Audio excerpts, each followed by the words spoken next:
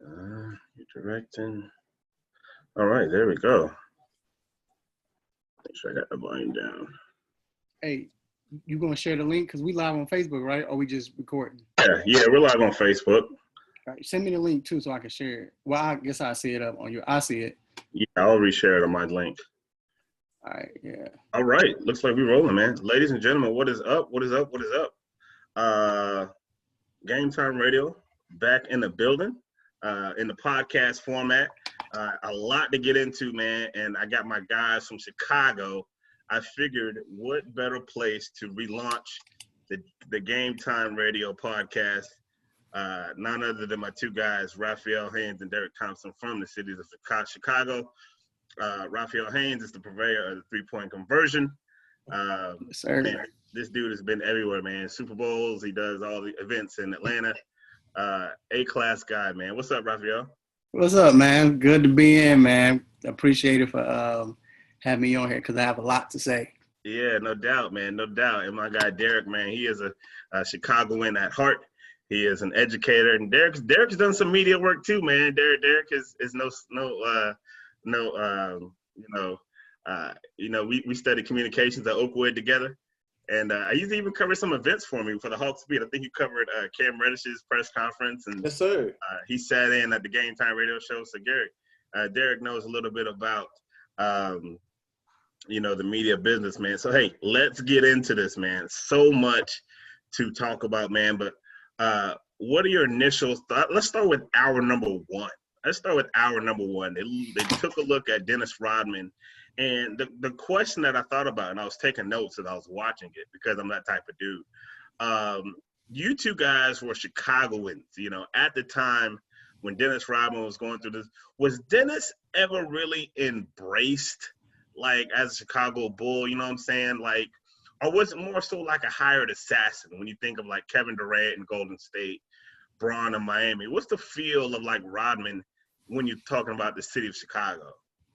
He was definitely embraced because he was that type of guy, that Chicago guy that fought for everything, hard-working guy, never took a playoff. That was Chicago, did the dirty work. That's the city. That's what we're accustomed to. But I will say, I would never forget, I was in my room and I heard the news, because there wasn't no social media then, of course, So I heard the news, and it was a weird feeling. I didn't know how. At first it was like, what? No. Then it was like, because you think about what he did for the Spurs and his rebounding, but he played with the Pistons. So the funny thing is, it's like your cousin or your big brother or somebody telling you, hey man, you can have this pop, or y'all say soda. You can have this, you can have this pop, whatever. Go ahead, you can have it. And you kind of like, okay, I don't trust that. Like, I want it, but I don't trust it. Like, something ain't right about this. I don't know. Should I take it? That's how it was when I heard the news that we got Rodman. It feel right, like, but as the season went on, you loved them. It was like, I probably maybe the first 3 to 4 games, the city started to embrace him because you saw the hard work, the effort. Because we were nervous. We was in Pennsylvania because we didn't know if he was going to go crazy, disrupt something, with Mike and everything. But, yeah, we embraced him. Yeah. Derek, what was your thoughts when you saw Rodman was going to be a Chicago Bull, man? I was excited. I kind of see Rodman as like 3 different dudes. Like, he was a different guy, a different animal in Detroit, and I hated that dude. Even though I respect his work ethic, that man was like a beast, one of the best on-ball defenders ever. Like, he would just get in people's way, and he was like a virtual brick wall. You couldn't get by him, you couldn't bully him. But I love the way he hustled hard, and when he went to San Antonio, that's when he became that second version and colored his hair. I kind of like that Dennis Rodman. I really wanted them to do well. Me too. Yeah, but when he came to Chicago, man, I'm telling you, I was all in. Like, Rodman was my guy, man. As soon as I remember the news when my brother told me, like, hey, man, you hear who the Bulls got? I was like, who? He's like, thinking like that dude who you really want on the Bulls. I'm like, who? And he told me Dennis Rodman. I was like, what? But like my man said, it was kind of weird because you remember the Detroit version, so you just kind of wondered, like, was this the move? Because there was some talk about like the Bulls getting like Derek Coleman, and I didn't know what was going to happen. So when they got Rodman, I was like, all right, bet, let's roll. Yeah. Shout out to everyone in the chat room, man. If you got any questions, man, just put them in the chat. I'll try my best to navigate this whole thing. The thing that I like about the documentary is the nostalgia. And I wanted the two Chicago guys on here tonight because I was so anti-Michael Jordan growing up. You know, as a Florida kid. Here's the funny thing, though. I was a Dominique guy, right? So I always rooted against Mike, but I tried to walk like Mike. I tried to shoot like him. I even wore the little calf brace on the calf and the little wristband on the forearm. I tried to chew my gum like him.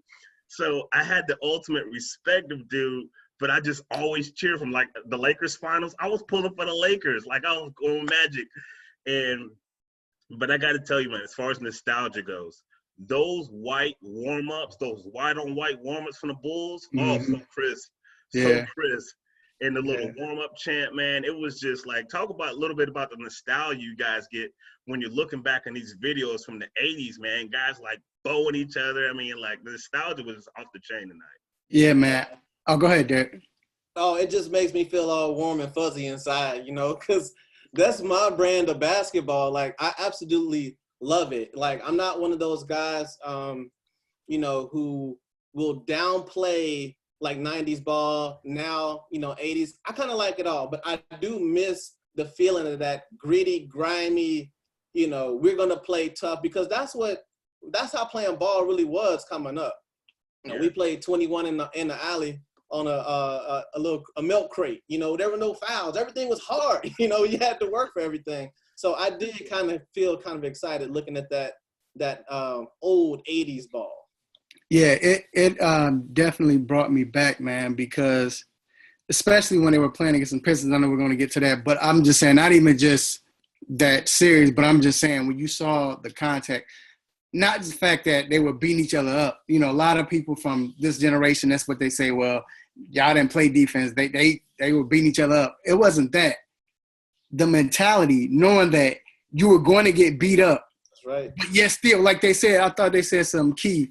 I think it was Sally and Rahman saying the fact that Jordan knew he was going to get beat up every night, but got back up and still played. And that was everybody's mentality. I mean, that's how it was. That's how the game was played. You know, they try to intimidate you, but it was more of a mental type game than it is now. You know, now it's all about skill set and everything. But back then, it wasn't just about talent. It was mentality. And the fact that you had to go into that game, like he told Pip and them, or he told Grant, you can't whine. Like, come on, man. Like, what? They didn't show this on here, but I'll never forget. I talk about referees, and Jake O'Donnell is one of my favorite referees, my favorite referee of all time. And I'll never forget, like I said, it's not with the Bulls, but the Knicks was playing Indiana, and, you know, Reggie was getting under Stark's skin and all that, and Starks was complaining. And Jake O'Donnell told him, shut up and play ball. Come on, man. And that's what we saw tonight. You know what I'm saying? Yeah. And I miss that, man. But that's real, though. And it's crazy because that type of play permeated even when we was at the park. Like Derek said, it was like, yo, man, you playing 21, you go in, ain't no foul. You can get the ball back, but you ain't going to get you get the ball back, and you can go to the hole again if you want. Right. But if you smart, you gonna work in that J, because you know that you go back in that hole, you're gonna get your teeth clicked, you know? Right. So let me ask you guys, they went into the battle with the Pistons, and those were just some of the all-time great battles, and there's so many different angles you can talk about the Bulls and the Pistons battles. As you guys are Chicago Bulls fans, was there a team that you guys hated more than the Pistons, or were they like at the top of the list? Because, you know, the Celtics, you know, they gave you guys, you know, some problems, and, you know, the Lakers. Is it really Detroit, like, at the top of that kill list? Yes. Like, I put up a post tonight, Facebook. Now, everybody know, if y'all don't know me, of course, diehard Chicago fan, but I'm a diehard Bears fan. I hate the Packers. Like, I don't care who you are. I mean, I almost lost a deal one time at my other job because I was talking to one of the personnel for the Packers and told him that, I almost didn't give you what you needed because you were a Packer. And he laughed, whatever. But I hated that Pistons team more than I hated the Packers. I hated that team. You got to understand, man, this is a team that we couldn't get over the hump. We knew they were, I guess they didn't cheat, but they were bullying us. You know what I'm saying? They kept hitting Michael, doing unnecessary stuff. Like, I hated this team. We couldn't get over them. So I hated the Knicks when we played the Knicks, but we had beat the Pistons by then. But during the Pistons days, man, I couldn't stand them. Like I said, yeah, we know Isaiah was from the crib, and we get that, but he was one of them. Again, they fought. Bill Laimbeer, oh, my God. I hated him the most. I couldn't. Bill Laimbeer was a genius, man. Like he was. I said it last week, and I was like, to think about somebody with his size and his lack of athletic, he was smart and he was tough, and to be able to navigate in an era that was dominated by the bigs, Patrick Ewing, Hakeem, David Robinson. It's like he didn't dominate, but he was just like, he held his own as far as like that toughness was concerned. Mentality. That mentality. So that's what it's all about. And the Pistons knew more than anybody. And I think that came from, like you said, from Isaiah. Being a Chicago kid, like all that stuff flowed down from Isaiah. People think that it was Mahorn and Rob. Nah, that stuff came from Isaiah. Like, he was the dog on that team. Right. And I know Derek was about to say something, but the thing that really got me is, like, when you look at championship stories, every champion has to get over a mountain. Yeah. And the Pistons were y'all's mountain, man. Yeah. Yeah, there was no other team that could take that title away from Detroit, man. The Knicks were a close second. I mean, they were close. Close second. Yep. But the thing that you got to realize is that the Pistons were the champs. So, for them to be the big bully and to be the champs, it just meant a whole lot. And, one of those guys you just mentioned, like Mahorn was that dude. Like, I hated Rick Mahorn, man. Like, he was a big-time bully. But those guys played tough. And I think, like, they were just one of those squads that I hated. But after we beat them, I kind of respected, like, how hard they played and how hard they wanted to hang on to what they had. Yeah. You kind of missed it, too, in a sense, when they were gone, because we didn't have that team. Because you thought about it like, man, that was just a hard-fought team, a gritty team, and they weren't athletic like that. Nah. But if you think about it, though, the Pistons, they were an Isaiah injury away from winning 3 in a row. No doubt. If he doesn't got hurt, right? Yes. If he doesn't blow out his wrist, man, like, who knows? But not even that. I'm talking about when he sprained his ankle in Game 6 against the Lakers in the finals when they was up 3-2, because they won 2 after that in a row. So they would have been the first team to three-peat since the old Celtics. But I was going to say, you said it with the Knicks. The difference was, the reason why we didn't hate the Knicks as much as the Pistons is because the Pistons, we had to overcome them. Yeah. The Knicks was like this pesty team, like this gnat getting on your nerves, like, yo, move. And they were always getting close to us. You know what I'm saying? It was always in a way. They never beat us like that until they cheated us in '94, but they never beat us. But plus the Knicks were gonna shoot themselves in the foot. Right. But shout out to the Patrick Ewing layup. Shout out to Charles Smith.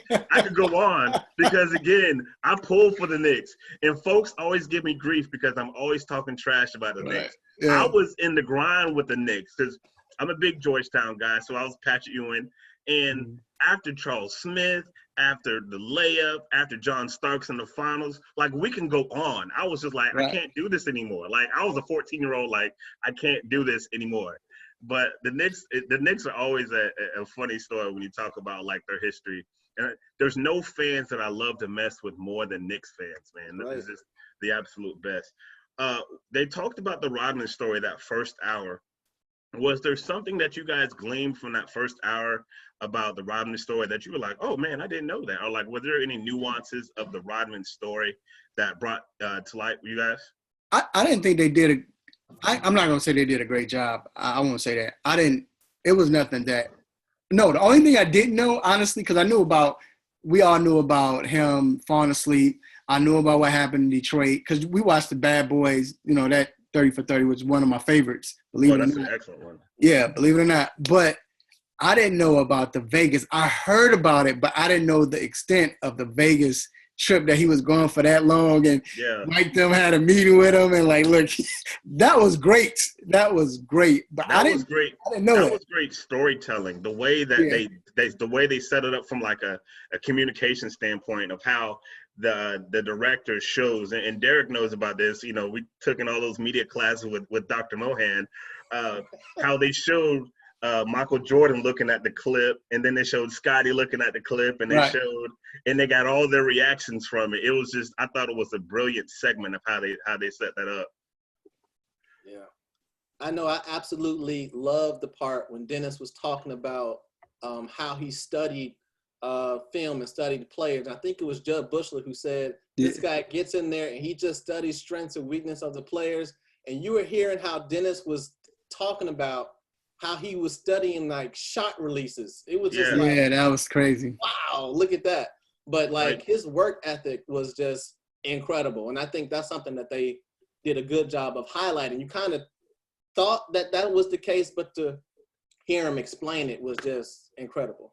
Yeah, and I had heard him say that before because he had talked about a lot of times when Jordan, he's like, when Jordan misses, he has a certain rotation on the ball, and a lot of times if he misses right, and like the nuances that he brought to that team, it's like folks don't understand like how good defensively that team was in '98. Jordan and Pippen were first team all defensive players. That year, I think Mutombo got defensive player of the year, but Rodman was easily a top 5 defender, So you got 3 out of the top 5 defenders on your squad each and every night, man. Like, don't forget Harper. Yeah, Harper too. Oh, and that brings us to another thing as you transition to the Cavs series. Like that Cavs team was serious. Yes. Young Ron Harper was a problem. Oh yeah, he was. Forget about young Ron Harper, man. That dude was a problem. Yeah. Yeah, I think a lot of people forget about him, and I remember we used to always say that we thought he was the second coming or was going to be the next person behind Jordan because that was the one person that always gave, besides Mitch Richmond, he gave Jordan fits, scoring, playing defense. Like he couldn't stop Jordan, but he made it hard. It was a battle between those two. And that was something I learned, the fact that we all knew Elo was on Jordan. I mean, Jordan abused Elo, but we knew Elo was on Jordan for that last shot. I didn't know that when Ron Hart was like, yo, that was BS, man. That was he still, look, they didn't win championships together and all that. He's still mad at me about that. Yeah, and it was funny because, and again, shout out to the producer, whoever set it up. They were like, Jordan was like, I knew it was a problem because they put Elo on me, and Harper played me better. And Harper's like, hey, coach, I got Mike. And it just goes to show you, like, the game of inches. Not saying Mike went and hit the shot on Harper, but Mike had admittedly said, like, yo, man, dude played me better, and he put the white boy on him. You know what I'm saying? No disrespect to Craig Elo. Like, but, yo, man, we got to pour some out for Cleveland, man, because golly, man, Mike used to just torch them. But Mike. What do you guys remember from that Cleveland series? I remember being nervous because I was young. Of course, I was 10 years old, but about to be 10. But I thought that Cleveland was about to win, especially when they got their last layup with Elo. Yeah, you gotta remember this was we believed in Mike. We knew Mike could do everything, but before then, Mike had never hit that game-winning shot like that in a meaningful game. He didn't do it. So it was like, I remember that day. Like I was just telling my family, I remember this day like it was yesterday. It was on a Saturday. But I just remember when he made the shot, or before that, I thought the game was over. You still was hoping, but I thought the game was over because, again, we never seen Jordan hit that shot. Yeah. So the fact that I remember when he hit it, I like kind of paused like, oh. Did it count? It was the delay, yeah. Then I jumped up, all that, watched it. But then I watched the replay and to see how Jordan did. Like, I ain't never seen it. For him to maneuver the ball in the air and then shoot it, it was like, yeah. Back then, like, what? Like I said, you didn't have people that was athletic like that back then. So not just for him to shoot a jumper and win it, but for him to maneuver a shot, to change directions, to get out the way of Elo's, hang in the air, then shoot it. It was awesome, man. Derek, what do you remember about the shot? Man, that was a dope moment. Like, that was like Raphael already said, like, he had not had a shot. Like, he'd had like big time performances, you know what I'm saying? He had the 63 in the Garden, and people remember that. But the thing about the shot that I guess people forget is that Elo just made the basket. Like, I thought the game was over. And I was listening to it on the radio at the time, and I'm like, oh, there's like 3 seconds left. So I actually had to go back, and I didn't see it when it actually happened. So I actually had to go and watch it. But just looking at it, it just brings back so many good memories. Like, that was like the moment where like he became the man. I always say that. Derek, I always say that. That was the moment where he transcended to be that, and the NBA realized, the NBA knew he was, this dude is up and coming, but I think the NBA was like, okay, we now have a superstar upon us.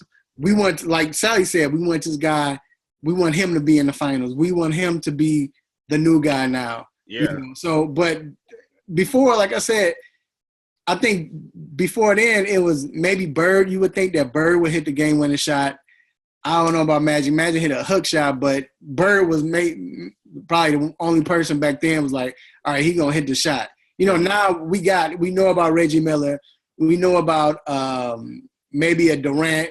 Who else been clutch? You know, a lot of people have been clutch. Kobe, but back then we didn't have that, so we didn't even have that with Jordan. So yeah, it was kind of one of them things like watching it live, like, God, please let him hit the shot. But it wasn't a lot of hope, you know. Yeah. And it became one of those things that, you know, playing ball, like, that's one of them shots that you would mimic, you know, 3 seconds to go. And shooting a shot over at the foul line, everybody start to do it. So I thought that was like one of the biggest shots of his career. Yeah.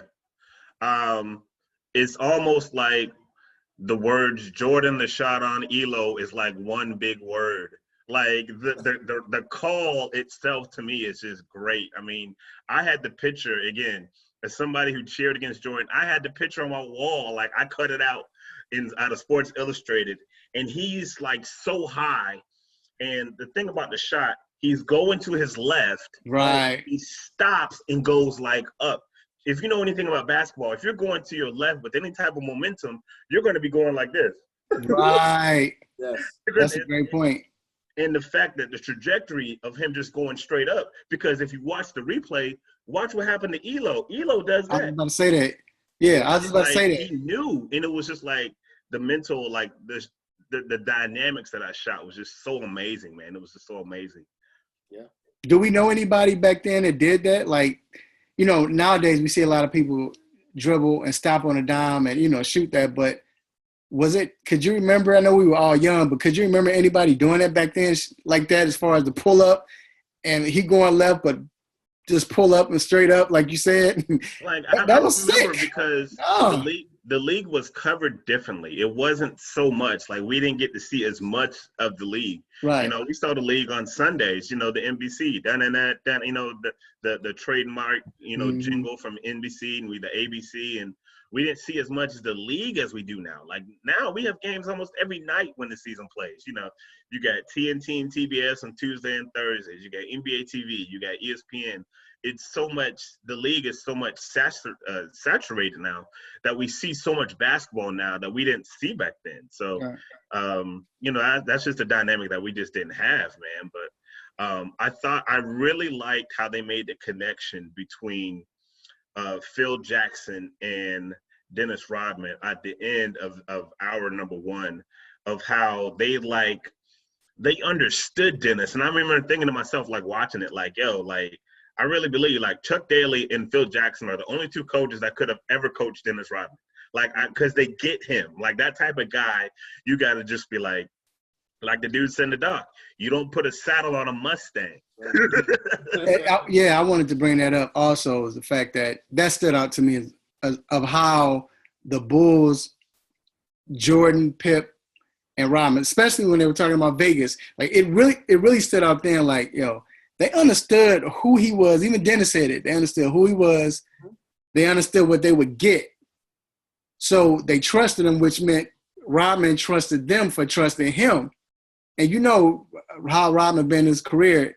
If he felt like you had him at his best interest, he was going out for you. So for them to say, all right, who does that? Like, think about that now. We go off now because somebody say, if LeBron set out or KD or anybody set out for a game, now we're like, man, why they sitting out? And, we do have a right because we were used to Jordan, to Bird, all of them playing 82 games.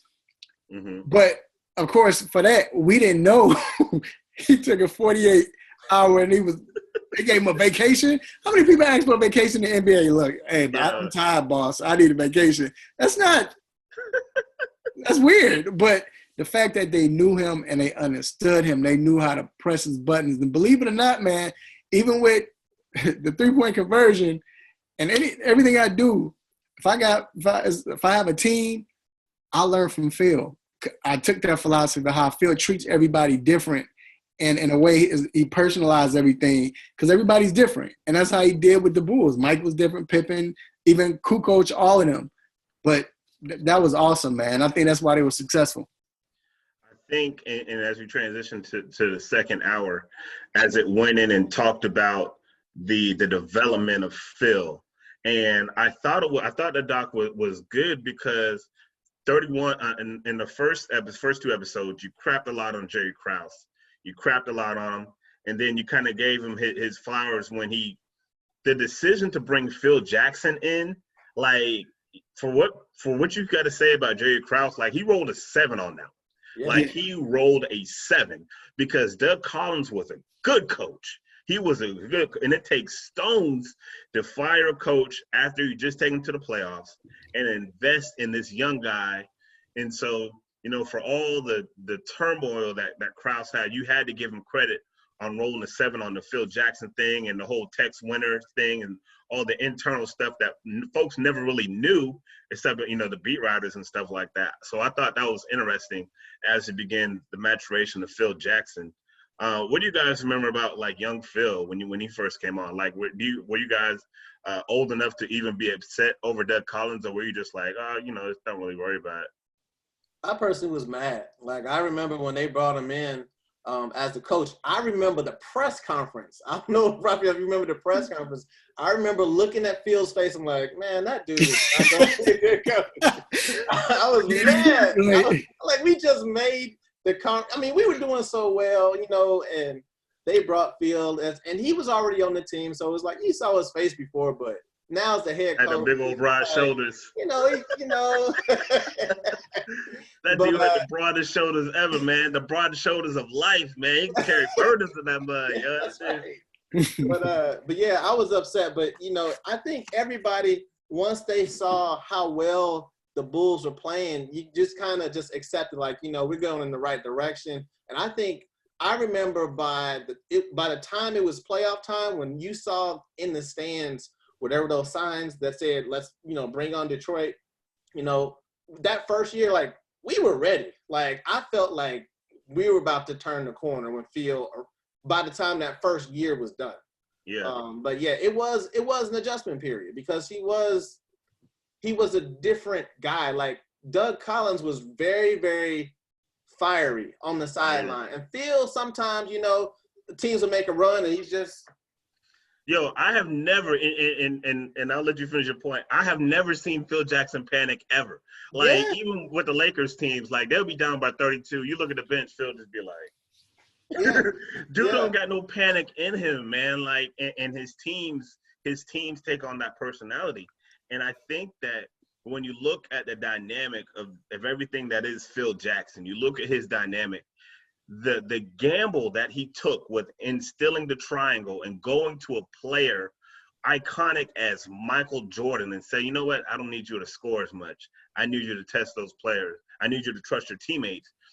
What if, we always talk about, like, what if Mike is like, nah, G, I'm good. I'm gonna keep rolling my 33 a game. Like, now see, I didn't. I'm sorry. Go ahead. Yeah, go ahead. No, I didn't know that Mike didn't want Phil at first. That was a shock to me because all the time we were told that Mike was handpicked. That was a lie they told us. It was weird because I started as I got older. I'm like, okay, Jordan and Doug Collins was tight. That's right. But we were told that they made it like Jordan knew that they couldn't get over the hump with Doug. That's how they presented it. But I didn't know Mike didn't want Phil. But I will say with Phil didn't really start getting real calm until 96. Yeah. When they had Rodman and everything. When Phil first came, one thing I liked about Phil was, like, Doug was just erratic. Doug went crazy. But did you see? I don't mean to interrupt. When he was sweating, did you see how that dude was sweating? And the dude looked like what? I was like, did he play? And that's how he was. Intense. And that's how he was. He was real erratic and going crazy. But Phil always took up for his guys. Like Phil, back then in the early 90s, Phil would always be yelling barking at the refs. I remember walking up, like he'd do that. He wouldn't run, but he like a little quick walk jog or something like that. He'd walk to the refs and he'd be pointing and all of that. And it was like, okay, I like this dude. You know what I'm saying? The offense is weird, but I like this dude. And I thought that he started instilling confidence. I think they got confidence in 89, as they said, but in 90, they really believed they could win. And I remember the first game in the Eastern Conference Finals in 90, the Bulls won in Detroit at the Palace. And I was like, oh, matter of fact, I think the Bulls was up 3-2 in that series. And Detroit won game 6. And, of course, the infamous migraine, which, you can't blame Pippen. You only think what would have happened if Pippen was there, because they really believed they could beat the Pistons. But I do remember with Phil, I just felt like he said, like Derek said, okay, we're about to beat them. You know what I'm saying? Yeah. If not now, next year we got them. Yeah, it was. He just had this aura that he just always had a plan. It was always like, okay, yeah, everything's gonna be cool because there was no panic in him. Right. And it's crazy how, and I don't know about y'all, but I've had a migraine before, and those things will bring you to your knees. Mm-hmm. And it's crazy. And I thought that, man, I wonder how that would have played in 2020 if a player would have said, I got a migraine, because now people are so flippant with their thoughts and with their criticism. Oh man, Scottie Pippen ain't nothing, man. Can you just imagine like the memes and everything that would have come out and like, yo man, like a migraine will bring you down to your knees. Like I remember when folks was making fun of Braun for catching cramps, and it's like, these people are human. You know what I'm saying? Like a migraine is a big deal, but right. Come on now, but with that Braun with the cramps though, it wasn't the fact that he had cramps. Let's be real, and this has nothing to do with me not liking LeBron or nothing like that. LeBron's just dramatic, and they was carrying him in the way LeBron was looking. Come on, dog. That's what it was. Was it better than when Paul Pierce got carried? I think Paul Pierce takes the cake. That was the worst. He got carried out, man. But we thought Paul Pierce was – the funny thing, Paul Pierce sold it because we thought Paul Pierce was hurt for real. Like, it wasn't until he came back like, come on, dog. You get carried out and now you come back and you win the game? This dude ran out like Willis Reed, bro. I was like, yo, man, you wouldn't hurt me. Like, hey, and speaking of Phil Jackson, I don't know if y'all remember when that happened. Remember when he came running out the tunnel and he came back in the game? When Phil saw him, if y'all don't remember, the crowd started cheering. What did Phil do? Call timeout to shut the crowd out purposely. That was Phil Jackson, man. Always thinking ahead. And I think that Phil Jackson, and it's crazy to say that a man with 11 rings doesn't get the respect. But, like, people always say, oh, man, he had Michael, he had Kobe. But, like, to be able to manage those type of egos and manage those personalities of a Dennis Rodman and a young Shaq and Kobe to bring those guys to their pinnacle, man. Phil was a man before his time, man. Like, I give that man all the props, man. He is a coach. I think that's something that is just not understood, because as a coach, you want to coach great players, but it would be tough to have Kobe and Shaq, you know, and because everything is magnified, you know, if you win, great. But when they lost to Detroit, like, I wonder, like how does somebody deal with that? Because coaching elite talent, not everybody could do it. I mean, you see some guys, some coaches, you know, and they have these star players and they just never, you know, play the way you think they could play. You have those what if scenarios. There are plenty of players you figure, like, what if they're on this team and that team? But Phil, you understood, like Raphael said, like, he just had a way of dealing with people and understanding who they are and what makes them tick. And that in combination with Tex winners and how they made sure that everybody was accountable and there was always a steady flow. It was a balance between understanding, I know my players, I know their skill sets, and I'm going to create a space for them to feel comfortable, to be confident, and understand how everybody can eat in this offense. Yeah, definitely. And that takes us to the first finals. I remember that first finals when the Lakers win game 1. I was ecstatic. I was like, yo, Sam Perkins is the man. But I remember thinking, yo, this Scottie Pippen guy is a problem. Like, I knew we knew what we was getting from Mike. But to me, and I always say this, that was Scottie's coming out party, because the defense that he played on Magic to this day, like, and I'm glad that this doc is finally giving Scottie Pippen his flowers, because I've always said Scottie was that dude, man. And it was like, I saw a stat that said Scottie led the Bulls in like rebounds, assists, blocks, and it was like all the categories except scoring. I was like, folks need to give this man his props. Scottie was a problem, and the fact that he was picking up Magic full court, right? And it was like that was Scottie's coming out problem. I mean, his coming out party. Mike had put that confidence in him, and he just flourished, man. What do you guys think about when you think back to that 91 finals against the Lakers? Well, I'm going to tell you why it's very dear to my heart. So my father was a pastor, right? And he was a preacher. During that whole finals, why was he in revival? Why did I have to go to every service and miss every game? Now, I went back to watch games because they used to play it back. Remember that? I don't know if you remember, they used to play it back. Yeah. Plus, of course, I watch videotape. I'm just that type of guy. I've watched everything about 15 times a series. But I didn't remember in church, no internet. We ain't had no phone, so I couldn't get the score.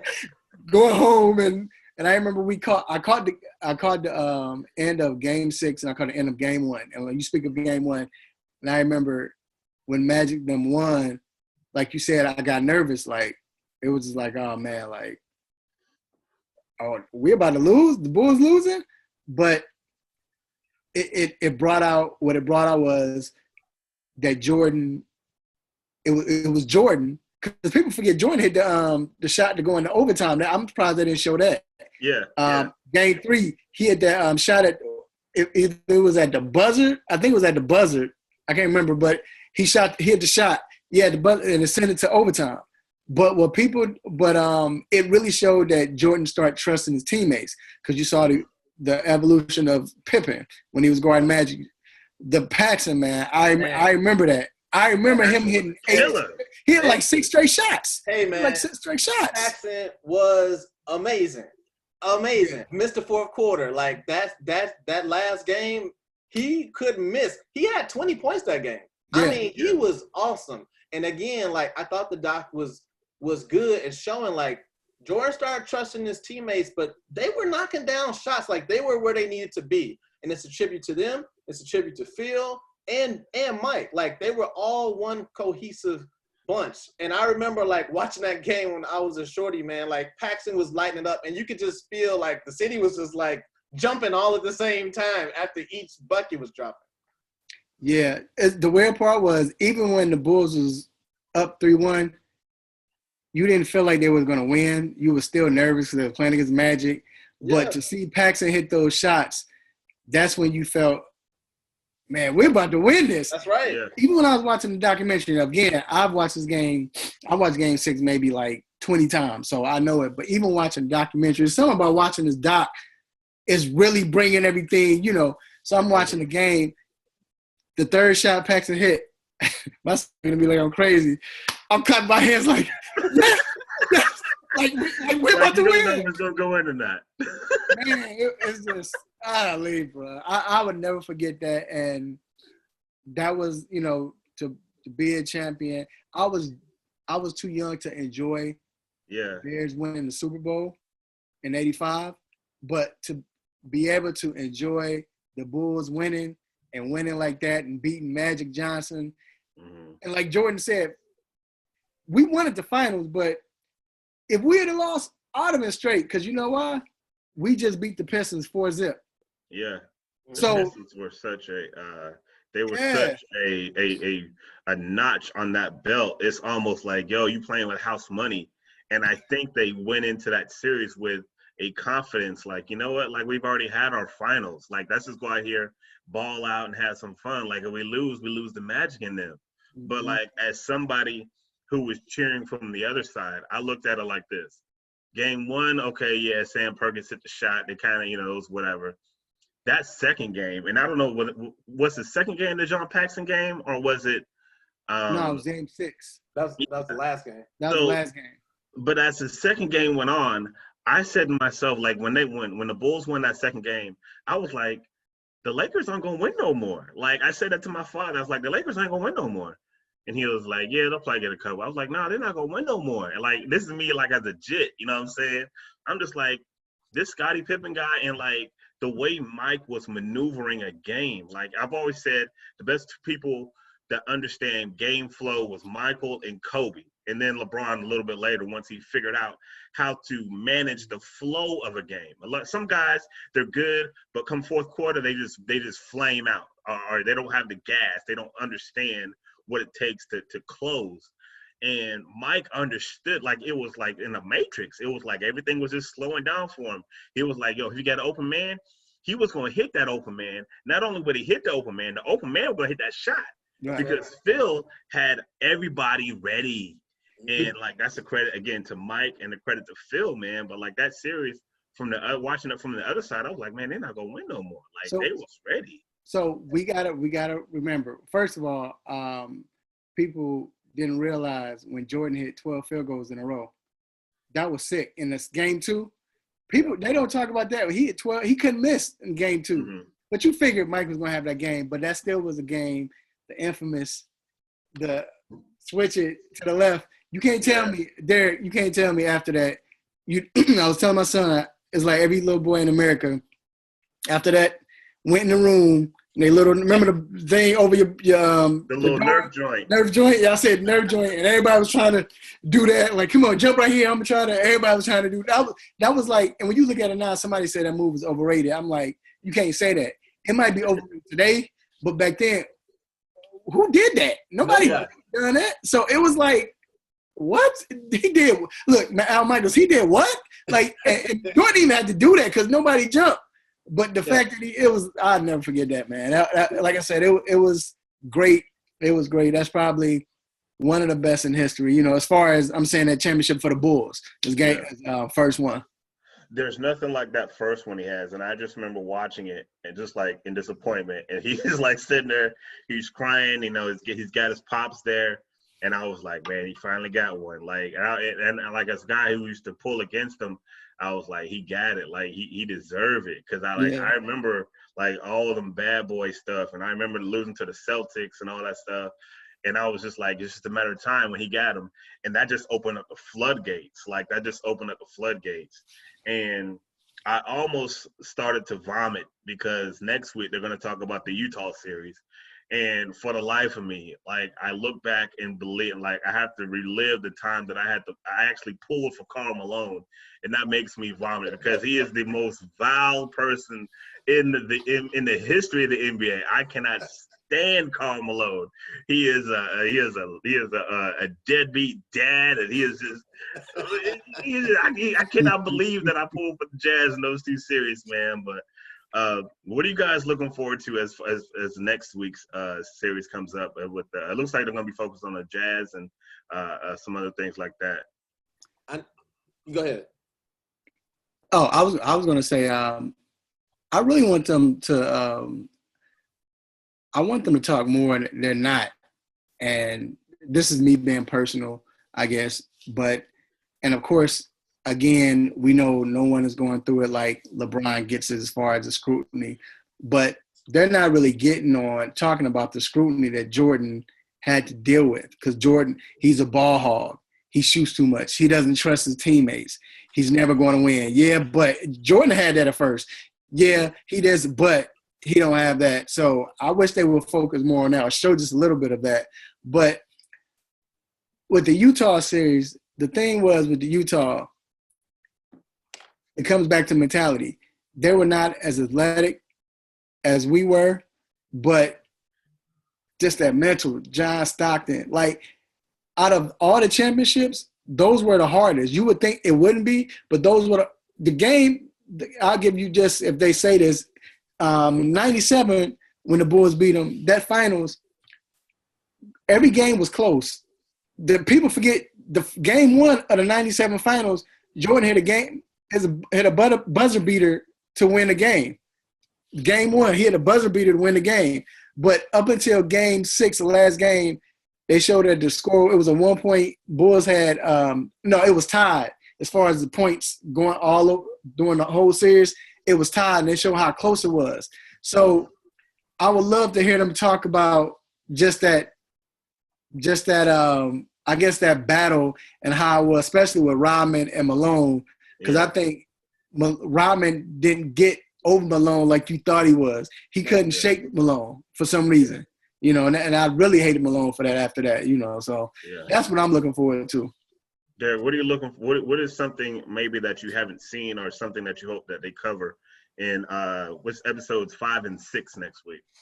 Yeah, well, I haven't looked at what they're covering, but something that I'm looking forward to get to the Jazz, I just hope they mention the Indiana Pacers, because that series there, when what they had, that was a 7-game series, and the Bulls hadn't really been pushed like that for a long time, really. I mean, that was 92. That was a really dope series. I mean, it was, like you said, 92. But they were pushed in the first. I wouldn't say they played Washington in the first round, but they had to. I can't remember, but they were. Yeah, we played Washington in the first round. Right. And that was a close series too. Like that was a close series too. Yeah. So the Bulls had to overcome a ton to get to Utah, and I'm sure there's got to be some type of behind the scenes, conversation and dialogue that we haven't been privy to. But I would just love to see like the things that happen in both of those series from behind the curtain. Yeah, definitely. Wait, can I say this? No, what I want to see is the Knicks. I gotta see the Knicks. I gotta see that. I want to see the dialogue, because you hear about it when Riley didn't let Oakley and Ewing be cool with Pat. You know what I'm saying? He didn't want them to talk and all that in between games and stuff like that. So I want to see what happened with that series, because Knicks were like how the Bulls were with Detroit. Nobody expected the Bulls to come in and challenge Detroit like they did. Mm-hmm. We didn't expect the Knicks in 92 to take us to Game 7. Remember, they won Game 1 and surprised, beat us up, and you kind of start getting memories of the Pistons. So I want to see how it was to get through the Knicks and what happened with that series and Pat Riley, because I can't wait to hear Pat Riley talk about the Bulls. Yeah. And the good thing about this doc, man, they got everybody's input, man. Like they got everybody's input, and I think they've done an amazing job thus far. My favorite doc of all time is still the O.J. Simpson doc, but of course, this. I mean, I think they're doing a really good job with this. I mean, I'm pleased. And it doesn't help that no sports are on right now, so it's like, we're kind of starving for like next Sunday. But I mean, I thought tonight's episodes were done well. I love the angle from Phil Jackson and Dennis Rodman. I'm curious as to where they're going to go next. I mean, I think I don't think they've missed a beat. I mean, I've enjoyed it. It's kind of interesting to see how like how Michael kind of maneuvers everything. He's like, yeah, like this is really Michael's story, you know what I mean? But he's not being like he's not just saying, you know, let's say there's two sides to every story. Mike is telling it, but he's not pulling no punches. Like when he's like, yeah, I told Scotty, like I thought Scotty was being selfish. He was like, I didn't want Bill Cartwright shooting the ball. like he's being like transparent. And this is a Mike that we have never seen before. Like Mike has always been like kind of closed and reserved, but this is a Mike that we've never seen before, and that's the part that I'm enjoying. So I will say, being in the media, and I always think about you, Eddie, because I always think every time, like even the first one, I'm like, man, just to be in the locker rooms back then with Bird and all them games, just think, you know, what we do it now, just it's like, man. But the person I wish I would have loved to cover, because I would have came at him at a different angle, would have been a challenge to me, is Dennis Rodman. Because when he was like, no, I don't want to talk, and that was just like, I just wonder if I could have broke that code. I wonder if I could have been that guy that he trusted, you know, I want to see how he reacted in the locker room and how it was. And if y'all don't know, and I don't know why I've hid this story, but quickly, in 92, so my father knew the chaplain of the Chicago Bulls. They were tight because he was a preacher as well. So he came out to where we were, and he did something for my father. So in 92, I'll never forget, it was in February, we got to he invited us to come to the Bulls game to play Minnesota. They played Minnesota. So my father got to be a guest chaplain. So I was too young to go in the locker room, but I was back there. I could go close to the locker room. You know how it is, Eddie. And my father got introduced to Michael Jordan. Hey, Michael Jordan, I want you to meet somebody. And I would never forget it. First of all, Scottie Pippen was running late. I never forget him running late, running passes, almost knocked me down. I'm sorry, I'm late. I'm going to get fined. But I remember when Michael Jordan came out of the locker room. When Allen Iverson talked about that glow, I've been saying this for years before Allen Iverson even said that. When he walked out, I promise to God, when the lights got brighter, he like Rick James. And I remember he had two guys he was talking to. And he was like, I would never forget this. And he came to me, and my father was like, so I saw him. He was like, there you go, Raphael, there you go. So, and this was the time before he got super big where he wanted to sign autographs, you know. So I walk up to him, and then, like I said, it wasn't that many people. I was back there, so nobody else back there. So, Mr. Jordan, can I get your autograph? I call him Mr. Jordan. Every time I'm nervous or respect, I always call him Mr.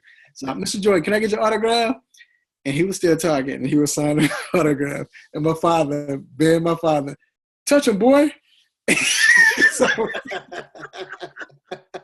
So I put my elbow, put my forearm on his shoulder, but I was so nervous. Like, you could tell I was uncomfortable. Because it wasn't just like, I was like, yeah. And Jordan gave me that classic, like he looked down and gave me that classic half smile and just smiled at me. And it finished. I would never forget that, man. I met Phil Jackson. He shook my hand. His shoulders about this high. So, like I said, it's bringing all of that back, man. Just thinking about that and who they were. We think Golden State were rock stars. The Bulls were the rock stars. Wherever they went, they sold out. So it's like I said, I love it. This is the best thing they could have came up with. That's a dope story, man. Pops wanted you to see that. No matter how big he was, he's just a man, though. Like, that's what he wanted you to see. Yeah. Like, that's why he said touch him. Like, I understand, like, as a father now, like, yeah, you just want to see, like, he's Mike, but he's just a man. But, like, I was thinking the same thing when I was watching how he just was, like, just so casual with the media. And another thing people don't remember is how close him and Ahmad Rashad were. Right. Like, after he got done going to the interview, Ahmad Rashad, like, he stayed with him. He was walking with him back, like, wherever. Because, like, Mike was really big on, like, Ahmad Rashad, like, yo, you got the exclusive on whatever. And, like, I would have loved to have been around that time. Man. Yeah. I always think that when I'm watching it, like, man. It was cool. But thank you guys, man, for for coming on tonight, chopping it up with me, man. I'm looking forward to next week's episode. And I know it's going to be a good one, man. But The nostalgia tonight, man, it was a quick 2 hours, man. Time goes by so fast, man. You be back reliving all the good times, man, and it was just, just a good time, man. So I'm gonna let you guys get some final words, man, before we get up out of here. D, we'll start with you, man. Yeah, man. For those people who don't know, like Rodman was my guy. Even in my email address, I got 91 in there. It's because of Dennis Rodman. Like, all of my email addresses since that time had 91 at the end. I don't know, Eddie, if you knew that. That's why it's 91.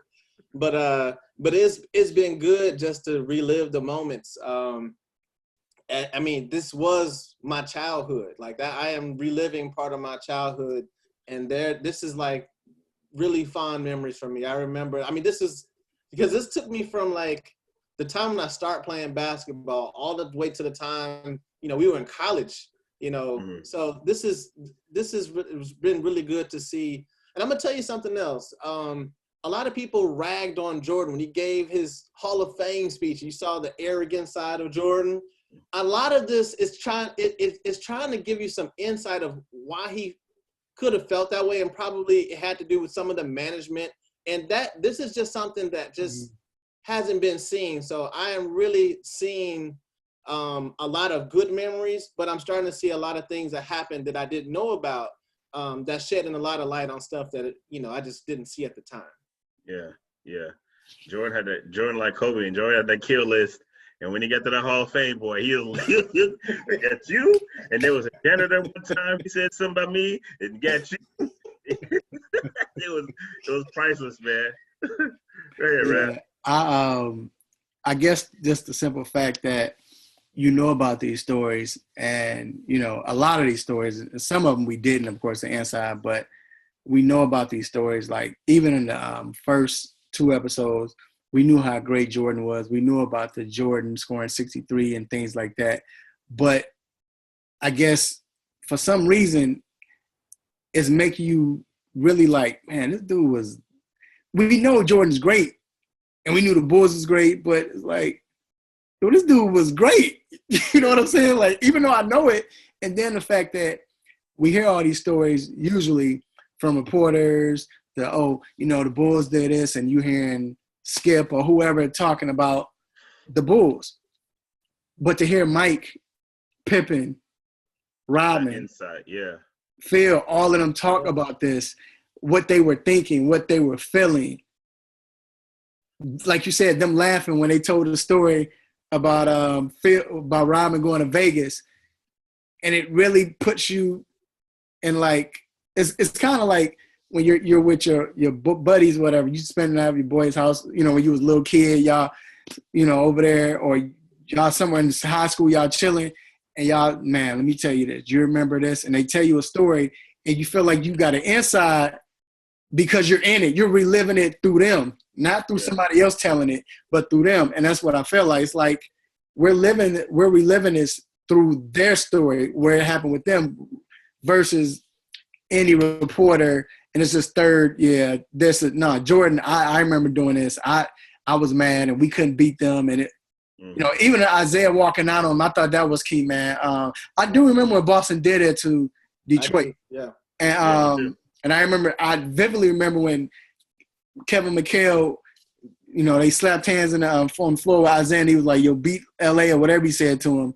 Yeah. But I do remember when Pistons did that, and I thought, like Jordan, like, yo, they some punks. You know what I'm saying? It made me hate them even more, the fact that they did that. But now to hear Jordan talk about it, that was great, man. That was awesome. That was awesome. So, like I said, it's great for me.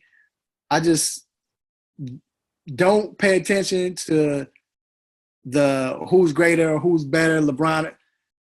Just watch it. That's all I got to say. You don't want to miss this. Just watch it and enjoy it. Yeah, and the thing for me is we started out talking about nostalgia, and it's crazy how we consume basketball now that I'm a 40-year-old man, as opposed to what I did when I was a child and I was a teenager, and I didn't really understand the game, the nuances of the politics and the money, and I didn't understand the nuances of all that. So I can appreciate it now much more as an adult, And I think that gets lost in conversation sometimes when we transition in different eras. And me and Derek were talking about this earlier this week, and how my dad used to talk about Dr. J and Elgin Baylor. Like, I wish I would have seen those guys play, but I didn't see them play, Yeah. Like, I don't have like a recollection. Like, this is my nostalgia.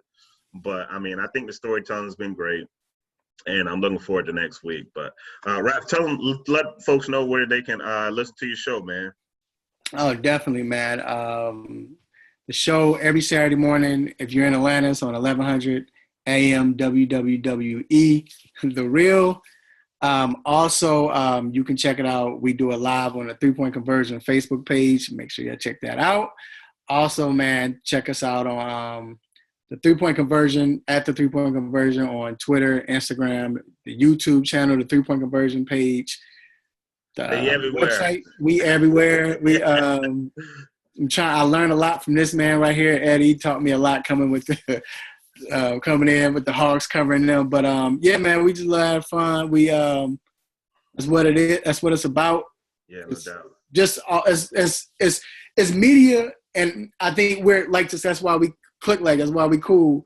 It's that type of media, and I'm not just talking about 3-Point Conversion, but just in game time where it's the right way. The people that Jordan I'm talking about, that's not us. We're trying to do it the right way. We're not trying to ask them dumb questions or get on their nerves. No, we're trying to portray them like they should be portrayed. So that's what it's all about. But appreciate for having me on, man. No doubt, man. No doubt. We'll have to do it again sometime, man. But you guys, I appreciate y'all, man. And I'll let you guys know when I get this out to the masses. And I appreciate y'all, man. Appreciate you guys checking out those in the chat. Everyone who checks it out, it's going to be on the podcast, throw it on the YouTube page as well. So we're going to see you next week, folks. And all right. Y'all be good, man. Stay safe out there. Stay healthy. All right, now. What's up, man? Appreciate you guys. Yo, that was fun, bro. No doubt, man. No doubt. Let me stop this recording. Yeah.